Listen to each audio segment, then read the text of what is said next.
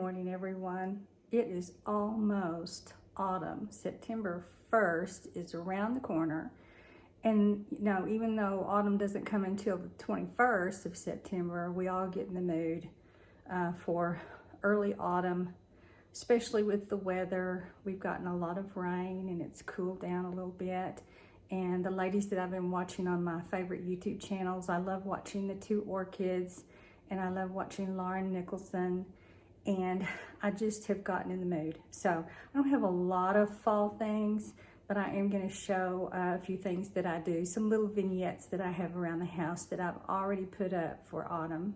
So my first little vignette is just a real simple little scarecrow with a sign and some little ceramic pumpkins and a little floral arrangement. And I just picked up these things at Hobby Lobby, Michael's, places like that. And then above my TV cabinet, I pretty well left everything that was up there. We had taken a trip to Magnolia in Waco, Texas, so I just left those up there because they kind of give me an autumn vibe. And I just added some picks on each end from, I believe these were from Hobby Lobby, so I have that on that side and another pick that sort of matches on this side. And then another little vignette that I have is my lit up pumpkin that I just keep on all the time. It's just plugs into the wall. And my sister had gotten me a collection of Disney plates, so the Haunted Mansion is always really good at this time of year. And then a cute little statue and my little witch that I've had for a long time, and fabric pumpkin and a little welcome sign in the back. Now above my fireplace mantle, I keep out my lamps, and I should have turned it on because it kind of makes it look pretty on each side. Let me get those turned on. And I have a wreath that I'd gotten at Hobby Lobby with some matching floral in the back, just some autumn leaves. And I have had this little ceramic scarecrow light up figurine for quite some time. I mean, it's probably 40 years old. I bought it back when my husband and I first married. And then some ceramic candles from Michael's.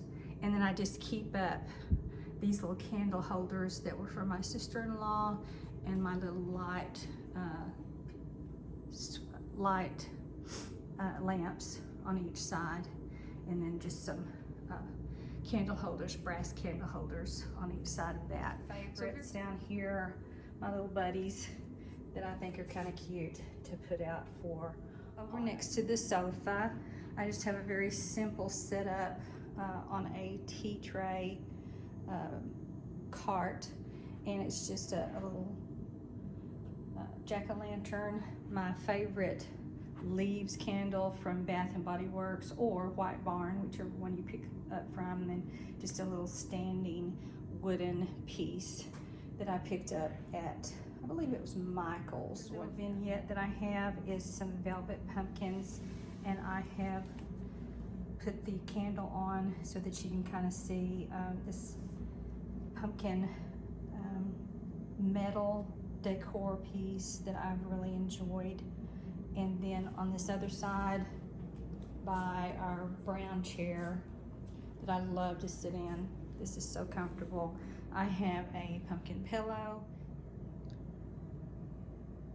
I have another little vignette with a glass globe candle holder and some metal, it's a holder that holds the glass container, metal leaves, and then just some picks around the edge to look like autumn. And then in my kitchen, and I don't do my dining table because right now I have it full of my jewelry, which I'm getting ready to work on soon. So no autumn decoration for the dining room table. And then in here in the kitchen on my island, I have a little vignette that I've had for a long time. Just a floral centerpiece with a sunflower and some mums, and then a little scarecrow with a metal pumpkin and a round floral centerpiece that encircles the wire pumpkin. So anyway, this just kind of gives me some feel and vibes of autumn and getting ready for the season ahead. Since I showed my messy dining room table filled with all my jewelry stuff, I thought I would show you what I've been working on. My niece, who lives in Dallas, had some jewelry kits, and she is just a busy lady and does not have time to work on them. So she asked my sister, would Aunt Laura be interested in putting my pieces together? And absolutely, I'm always up for a challenge. So this is what she sent me. Now this kit is going to have pieces that will be a fancy jasper leather bracelet, and here's how the kit comes. It's Annie's Simply Beads Kit of the Month Club, which sounds really fun. And anyway, so she got into that, and here's what she would like for me to work on. So one of the bracelets is going to look like this, another one like this, and then the final one is going to be a slender one like this. So this is my challenge for today. Now yesterday I worked on this one for her. It was called the Crimson Garnet Beads and Hammered Metal Pendant, and again it's the Annie's Simply Beads Kit of the Month Club. And here's what the necklace looks like on the girl. And then when you get this kit, and I have not looked into this, and I don't know how old these are, so I don't even know if this is still available. I guess I need to check it out and see. But anyway, it gives you all of the pieces that you're going to need. It gives you a few instructions as to how to do it, but there was a helpful hint about going to a video tutorial for the club, and I could not get that to connect, which I don't know that I really needed it anyway, because I'm not going to say that I'm good at this. I've done it so much that I pretty well don't need help. If I do, I definitely go to a YouTube video and check that out. But anyway, this is what it was going to look like, and so this is what I came up with. Here's all my tools and all my junk. My goodness, it's pitiful. Anyway, and my readers. I have to have my 1.5 readers, and I have this fantastic lamp that has a magnifier on it when I need it, but the top is a fantastic light. I think I got this off of Amazon, and you can put items in there to hold while you're working. And then I always have a bead board set up so that I can put the beads in order, and then just a black display box to put things in as I'm working. So anyway, this is what the necklace ended up looking like, and I've already got it fixed, ready to send to her, and I think it's, you know, pretty close to the one that you see here, and I hope that she will like it. And then there were some earrings that went with it too, but the earrings to me were a little bit plain, so I added because there was some extra leftover chain and some leftover beads, so I added this little chain detail to the earring, and it would be very easy to take off if she doesn't like it. We could certainly take it off. See if I can get that to show up. You know, because this is what the necklace looks like, and then to have that little beaded section in the front, I thought would be kind of cute. But again, if she doesn't like that, we can certainly take that off.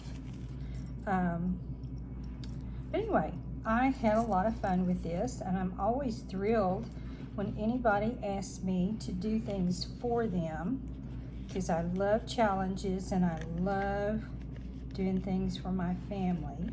So anyway, there's the earrings and how that would look. So we'll see if she likes that. If not, we'll fix it. But that is ready to send to her. Her birthday's coming up pretty soon, so that will be a nice addition to add to her birthday.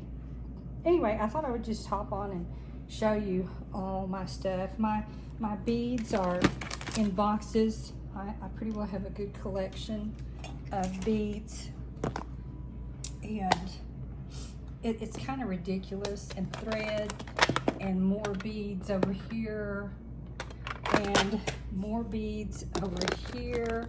I mean, this is how, these are actually photo holders, but they make a fantastic holder for beads. And I have several of those. And then I have a section over here that has even more beads and leather and goods needed. And then I have a little section here. There's a drawer that I store things that I take apart, chains, various sundries, and then more beads in this little container. They're just everywhere. And my sister has graciously given me beads too. My dad used to make jewelry, and she had a collection at her shop. So here's even more beads that she's picked up at estate sales and gives them to me so I can make her necklaces too. And then I have a book that I have put together. I told you that Sundance is my inspiration for my jewelry. So I pick out my favorite pictures. A lot of them Jess Meharry, I believe that's how you say her name. Beautiful, beautiful necklaces that are, you know, $2,000, which, bless her heart, I love her, but I cannot afford that lady's jewelry. So I just kind of try to not copy it, but use it as my inspiration to make my own a little less expensive. You know, I mean, she's using sterling silver and beads, and I'm using the actual beads, the gemstones, in most cases. Sometimes I will use check glass, and if I do, I'll let people know that.